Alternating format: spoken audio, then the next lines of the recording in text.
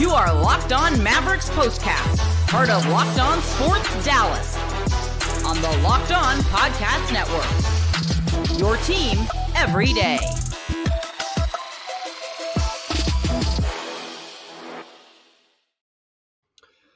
Well, no way to sugarcoat it. That one was tough. The Mavs get up by 19 in the third quarter. You're thinking, okay, they're at least going to get the first game of two with the Nuggets playing without their two superstars. But the Denver Nuggets, led by Nikola Jokic and the veterans on that squad, like good veteran teams do, like we see the Mavs often do when they're at full strength, they find a way to win games in the fourth quarter, and that is exactly what happened this afternoon. The Mavs could not get it going in the fourth. They could not get a run or a burst of their own, and the Nuggets go on and pull out the win by the final of 112-101. Here we go. Welcome into the Mavs Postcast, your team every day, and in our case, your team every game.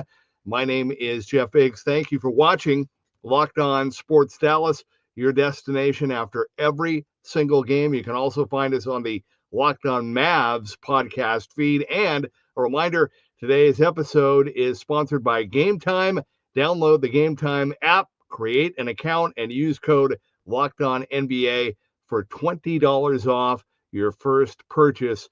Coming up on our episode today, after this Sunday matinee, we'll talk about what the Mavs did right in one of their better starts. We will talk about what happened in the third as the Mavs went up by 19, and we'll also dissect what happened down the stretch in the fourth when the Mavs could not get their offense going and the Nuggets went off and ended up winning by 11 points, 112-101. Also, we want to hear from the comment crew as always. Want to get your thoughts if you want to jump in or sound off. That's what we're here for. We're here to interact with you and to hear from you. So please join us via the comment section. Want to get your thoughts on the team and what's going on. And before we finish the show today, we'll have the very latest on where things stand with Luka Doncic and Kyrie Irving and their injury updates. The Mavs were able to practice over the weekend, and they'll have a day off to practice tomorrow before hosting a late starting rematch with the Nuggets on Tuesday night. I don't know about you. I'm not crazy about the two games in a row scheduling. I know every team has to do it. Every team does it, both home and away. I understand it helps to cut back on the travel, but considering that back in the day, I mean, the league used to travel. I mean, back in the day, they would play 3 straight nights in a row. They would play 3 games in a row in 3 different cities, and they would fly commercial. So just a much different life and a much different time for the players today. But I like to have, like we talked about this the other night with Portland. That was the fourth and final meeting with the Blazers. I like to spread it out. I like to have the matchups kind of spread out over the course of the season so you can get teams at different times and see what's going on and just kind of take a break, see some other teams, and then play them again. But it is what it is. So the good news is the Mavs will get a chance to avenge this loss, but no doubt about it. This was tough because the Mavs started off so well. I mean, you could not have scripted a better start to this game. I mean, for Denver, that was their worst first quarter of the season. And so for this Mavs team to come out the way that they did and put up 32 points, got the offense going, the energy was there, the defense was there, and to win that first quarter 32-17, you're thinking, okay, man, awesome, great start.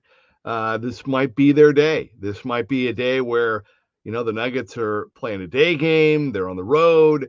They're kind of flat. They're not knocking down shots. They seem to be kind of a step behind. Great opportunity here to pull out a win. But then what does Denver do? They respond with their best second quarter of the season, 41 points. And I mean, that's just, I look, and let me be clear too. I want to say this. I don't need to say it, but I want to just make it clear. From here on out, I mean, I preface every one of these shows with, I know Luka and Kyrie are out. Okay, so if they were playing, we're having a whole different conversation. But and I get that, and I we preface everything that we say with that, right? I got that. But with that said, this unit, this was the third game in a row for this starting unit, and yeah, they didn't have Luka and they didn't have Kyrie, but you can't give up 41 points in a quarter on your home floor. That's just not acceptable. And hey, you know what? I mean, give the Nuggets credit for kind of getting back into it, and not only getting back into it, but taking almost taking the lead. But I mean, they scored 41 points. So as flat as they were in the first quarter, they got it going in the second quarter. Tight game at halftime, and you're thinking, okay, what's going to happen here? And man, I mean, the Mavs just played great. Especially what I really liked about the third quarter, which the Mavs won 28-21, was kind of similar like we saw against the Laker game. Remember the Mavs had kind of that midway through the second quarter surge, and they kind of didn't start the quarter great, but they finished strong. And the same thing with this third, they really got hot. I mean, there were some really, really good moments across the board. I mean, cutting to the basket, big shots, good defense, just across the board, some really good things for this unit and for this group. And you're thinking, okay, all right, now they just gotta, you go up by 19. You're thinking you're up by 19 in the third. You're thinking, okay, you got this. Just keep it going. Pedal to the metal. Don't let your foot up off the gas. All the cliches, whichever one you want to use. But they could not do it, and that's why this one stings, because this group, this unit, has been playing so well, And what did I say? I said this after the win on Thursday night. I said, man, this is perfect. I mean, they're going to have a couple of days off before Sunday. They're going to be able to practice, and now, as we look ahead at what's a pretty tough schedule here for the rest of the month,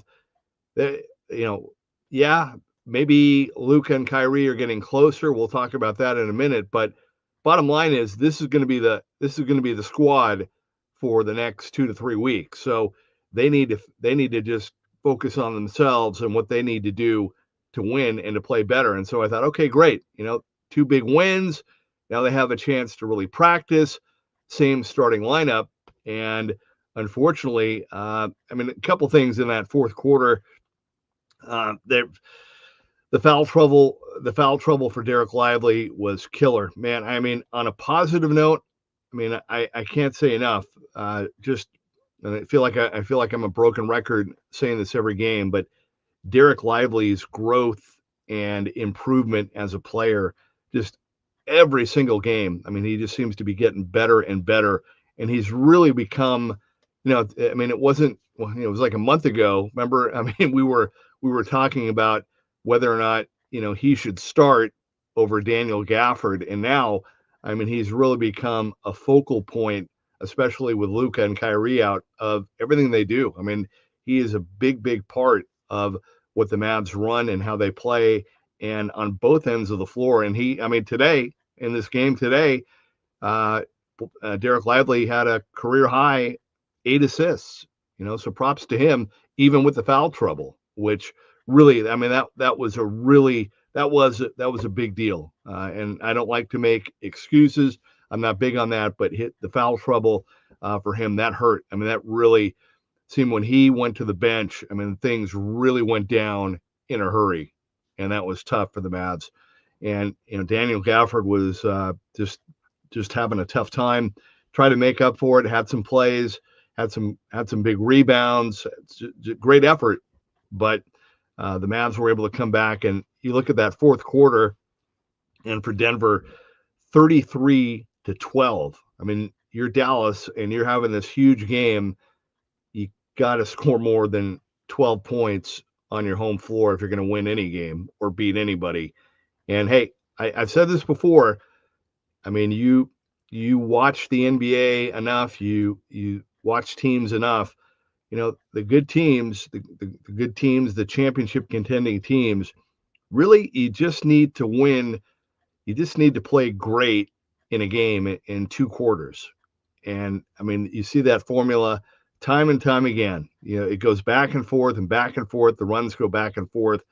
But if you can win big enough in 2 quarters, not 4, but 2, you'll end up winning 4. And that's what they did. I mean, give Denver credit. They're a veteran squad. Didn't make it, didn't repeat last season. They're hungry. They're getting healthier. And, they had some new players and got off to a slow start, but they're starting to crank it up. And so Mavs are a little bit behind, right? I mean, they're going to have to wait for Luka and Kyrie to come back before they can start ramping things up. But just tough because, like I said, I like so many things that we've seen from this depleted Mavs squad. From the guys that are playing now without Luka and without Kyrie, and you're rooting for them. You're pulling for them. You want to see them do well. You want to see them improve. You want to see good things happen. And they played good enough for 3 quarters. They did, and they did a good job on both ends of the floor, and probably got the Nuggets on what Denver would say was not their best day for sure. When you score 17 points in the first quarter, and to not be able to finish it, to not be able to close it out and win, that's tough. And it just shows. I mean, love the guys, love the effort, love the intensity, but it just shows.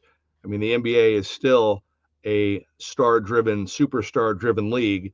And if you're going to win, and if you're going to win titles or win playoff games or win championships, you got to have your horses. You got to have your star players.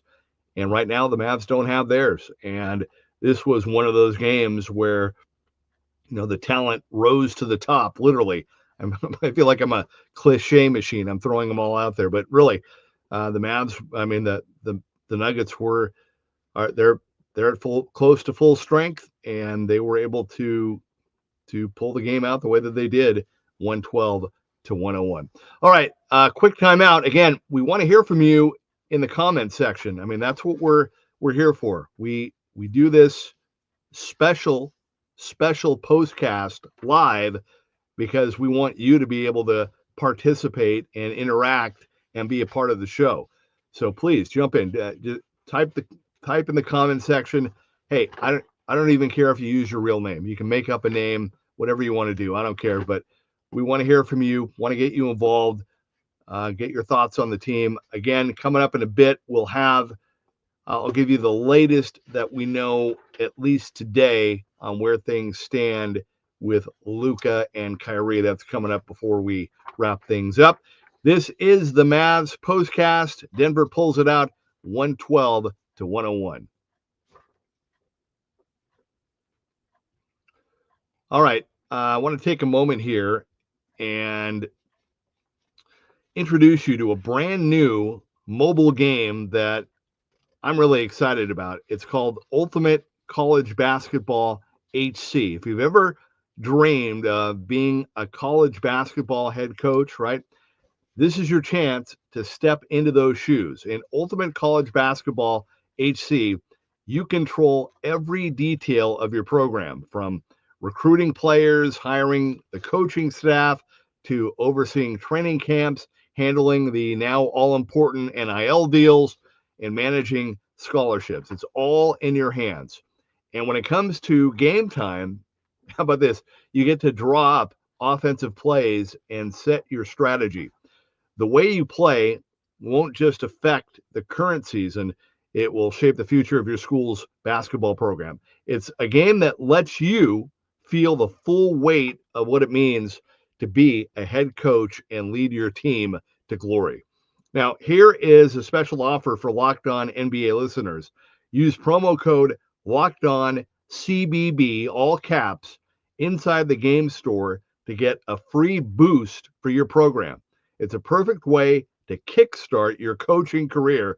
Download the Ultimate College Basketball HC. Just visit ultimatecbb.com or look it up in the App Store.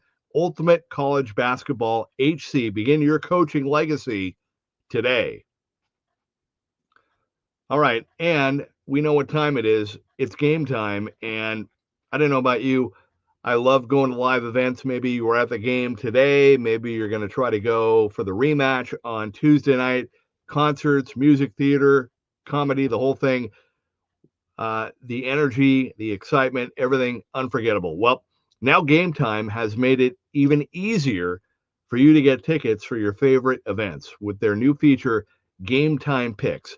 This feature filters out the fluff to show you only incredible deals on great seats, so you don't have to waste time searching through thousands of tickets. All right. So you're looking for tickets to an upcoming game, right? Use the Game Time app with Game Time Picks.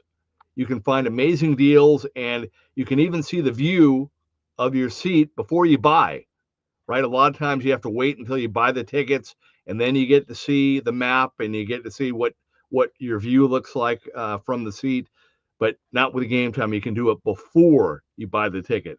The super deal was particularly impressive, offering great seats and unbeatable prices. Plus, the app's all-in pricing shows the total cost upfront with no surprise fees at checkout. So take the guesswork out of buying tickets with Game Time. Download the Game Time app, create an account, and use code LOCKEDONNBA for $20 off your first purchase. Terms apply. Again, create an account and redeem code LOCKEDONNBA, LOCKEDONNBA for $20 off. Download Game Time today. What time is it? It is game time. All right, welcome back to the Mavs postcast. The Mavs blow a 19-point lead. They lose to Denver 112-101. And just to kind of finish the thought of what I was talking about, like from a talent perspective, right? So take Maxey, for example, okay? I thought, the first half, he had two really big threes. Probably, from an offensive standpoint, for Maxey, probably the two biggest baskets of his season, right, in that first half. Two huge threes, and you're thinking, okay, man, this is great. Maybe we're going to see Maxey kind of get to a point where he's not only playing good defense, but he can also be an asset on the floor where teams have to respect him. They can't just let him go alone offensively. Well, in the second half, he had two huge misses. I mean, huge, big misses that were pretty close together. I was actually kind of surprised with those possessions, but that was 1 point. Klay Thompson had his second best game of the season, 25 points for Klay, 6 3-pointers, but he ended up missing 7 threes and really could not get some of the big shots that we saw earlier in the game in crunch time when they really needed them. So, I've been talking about this for the last week or so. I know it's been, look, it's hard to really get too critical or say too much, right? Without Luka and Kyrie on the floor, and until they come back, you can't say too much other than what we see. I mean, this is separate, right? I'm not going to get too critical, but I mean, Klay was kind of in a funk. It seems like with the Laker game, he's starting to get his groove back, starting to get that confidence back. It seemed like his confidence took a little bit of a hit. And I mean, today was a great start. I mean, just having a great game.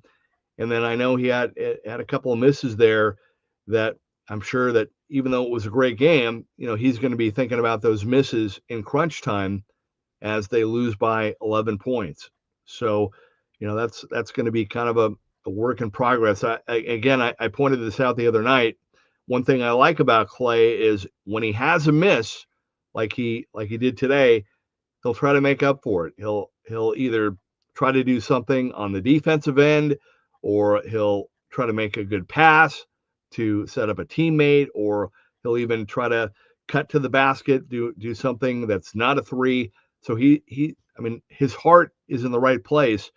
But it's hard to really get too critical of his offense, in the sense that it's going to be a whole different game when Luka and Kyrie. Now I know Luka and Kyrie has nothing to do with missed shots. I mean, he's still a shooter. I know, I get that, but it's just a different vibe, a different vibe with the team when those two guys are there. PJ Washington, who we saw him come on strong kind of at the end, but it was, I don't want to say too little too late, but he had kind of a quiet game, ended up with 8 points, and I think he only had like 2 or 4 going into the fourth quarter. And I mean, this was a game, I mean, the Mavs, we were talking about that 19-point lead. The Mavs had the lead going into the fourth quarter, and today's game snapped a streak of 47 games when they had the lead going into the fourth, and they were not able to win it. And that's, when you think about that, that's a pretty good run, to have the lead going into the fourth and to win 47 straight times when you have the lead going into the fourth. That's a pretty impressive stretch. And unfortunately, like the 2-game winning streak, that streak came to an end today. Naji had some good buckets. He had 16, as did Spencer Dinwiddie. Spencer had a couple of questionable, I thought, shot selection shots in that second half, and he struggled. I mean, he's a pro's pro, and he'll try to make up for it in other ways. But Spencer Dinwiddie, 4 of 13 and 0 for 3 from beyond the 3-point line. And I think if I could nitpick or say one thing that has to be kind of frustrating, just Luka or Kyrie or not, is that some of these players, you don't like to see, you want to see your guys be able to hit shots at home, right? You want to see your guys feel really comfortable knocking down shots on their home floor. And got to say, some of the outside shots, it's not as good or automatic as I would like. You don't get that home feel a lot of times from some of these guys. So that's gonna, hopefully something that will improve. And again, the Mavs, I mean, it seems like they, the first couple of months of the season, all they did was play road games. Again, Derek Lively, 14 points, career high or a season best, 8 assists for him. Had the foul trouble. Spencer Dinwiddie did have 10 assists. So again, he was trying there. And then from the bench, it was quiet for the bench. I mean, Maxey had the 2 threes in the first half. Daniel Gafford had 8. You had Quentin Grimes. Quentin Grimes, just a very quiet 3. Had 1 3-pointer, and that was it for Quentin Grimes.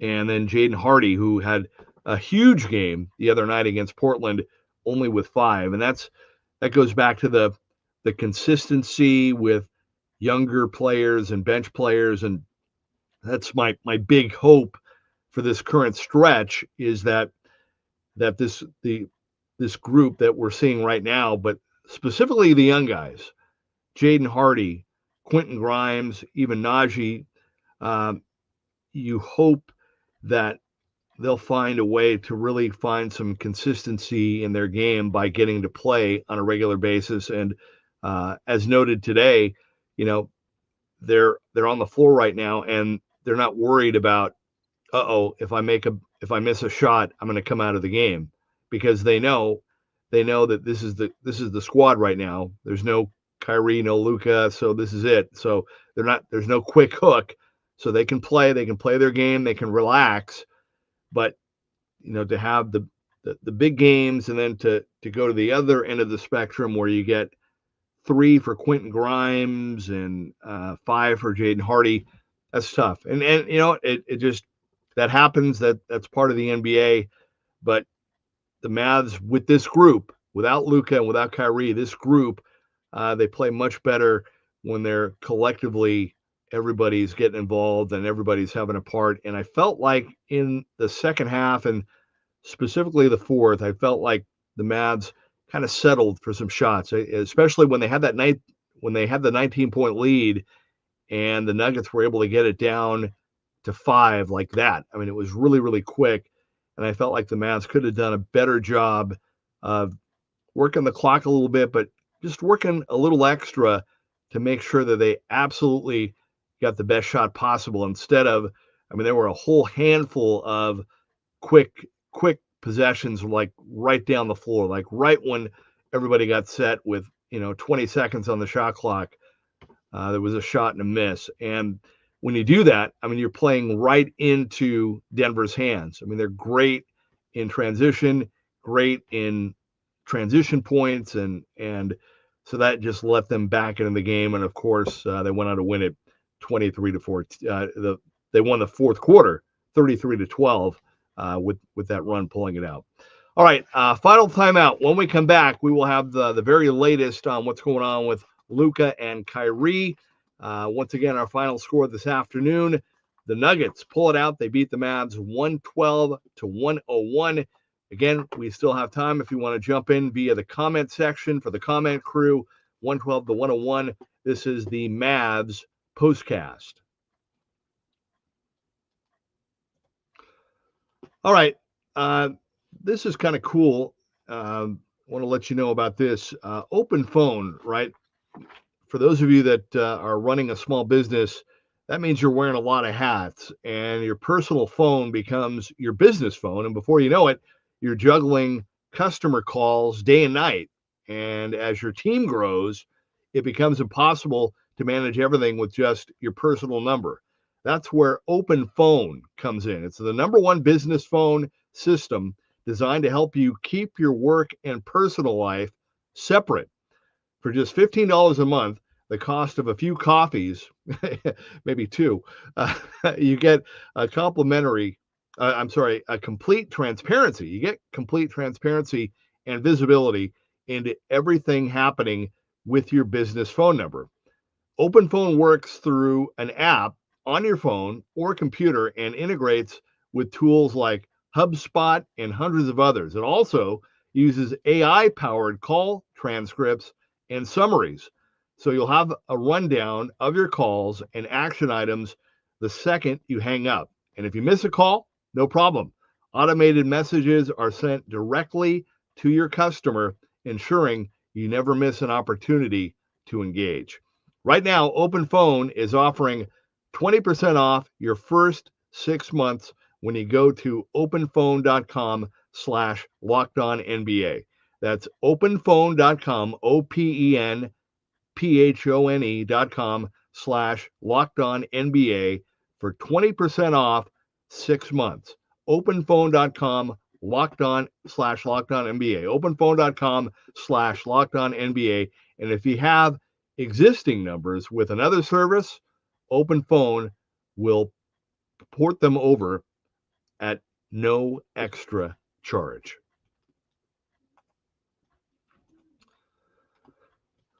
Okay, final segment of our Mavs postcast. After the Mavs had a 19-point lead in the third, they had the lead going into the fourth, but the Denver Nuggets ended up pulling it out 112-101.